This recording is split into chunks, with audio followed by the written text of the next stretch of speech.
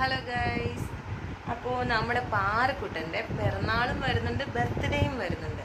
അപ്പോൾ നാളെയാണ് പിറന്നാൾ വരുന്നത്. പിറന്നാളിന് പാറക്കുട്ടൻ ജസ്റ്റ് ഒന്ന് അമ്പലത്തിൽ പോകുന്നുള്ളൂ. ബർത്ത്ഡേ നമ്മൾ ഇച്ചിരി പാറക്കുട്ടിന് പുതിയ ഡ്രസ്സൊക്കെ എടുക്കുന്നുണ്ട്. പാറക്കുട്ടിന് ഇപ്പോൾ ഓൾറെഡി മാമനൊക്കെ ഡ്രസ്സ് എടുത്ത് കൊടുത്തു. അത് കൂടാതെ നമ്മൾ പുതിയ ഡ്രസ്സ് എടുക്കാൻ പോവാണ്.